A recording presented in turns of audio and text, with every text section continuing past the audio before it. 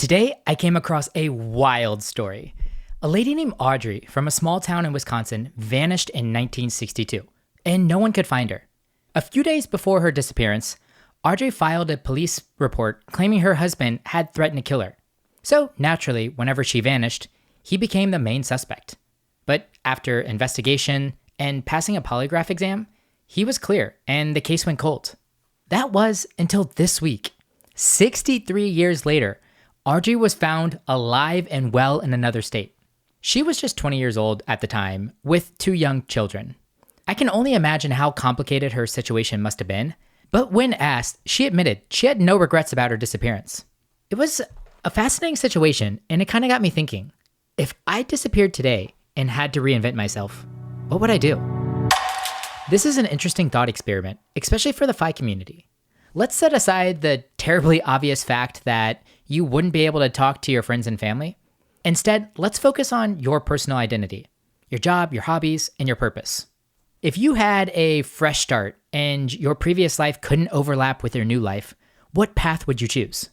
You need a new career, a new city, maybe even a new country. You'd leave behind old hobbies and discover new ones. So, where would you start? On one hand, I'd be disappointed. I feel like I'm just hitting my stride as a podcaster. I love living in Austin, and I'd miss so many of my hobbies like rock climbing, running, and gardening.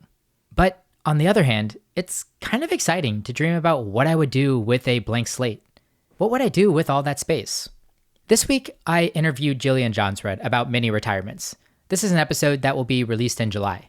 We were talking about her new obsession with tango and how she took a month off to practice and get good at it. I asked if she had any experience with dance before, and she told me she didn't. But it sparked an interesting tangent. Jillian told me that she grew up in a place where there was a lot of social dancing. As a kid, she always said that she would learn to dance someday. But life got in the way and she never did. So when tango came back around, she knew she had to say yes. She couldn't let learning to dance slip by a second time. Jillian told me one of her favorite questions to help people uncover what they would do in their mini retirements is simply asking, is there anything in your life that, if it came back around, you would consider doing it? One of my few regrets from college is not studying abroad. If I had to reinvent myself, I think I'd pack my bags and probably set off for somewhere in Europe. I'd love to challenge myself to learn a new language.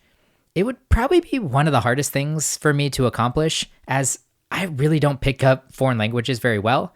But just imagining myself having a casual chat with a local on a train makes me realize how proud I'd be. I also have a long list of hobbies that I'd like to try. When I lived in San Diego, I used to go to the beach and watch people surf all the time. I never gave it a shot, but I wish I had.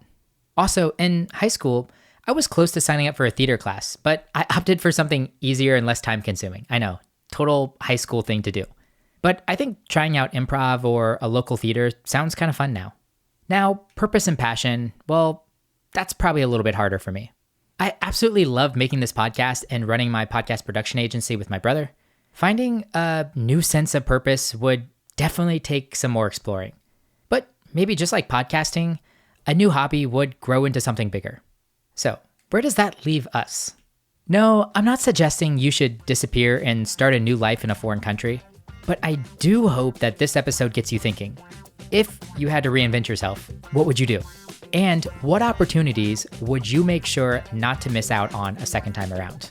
It's good food for thought as we all continue to build and occasionally reinvent our Dream FI lives.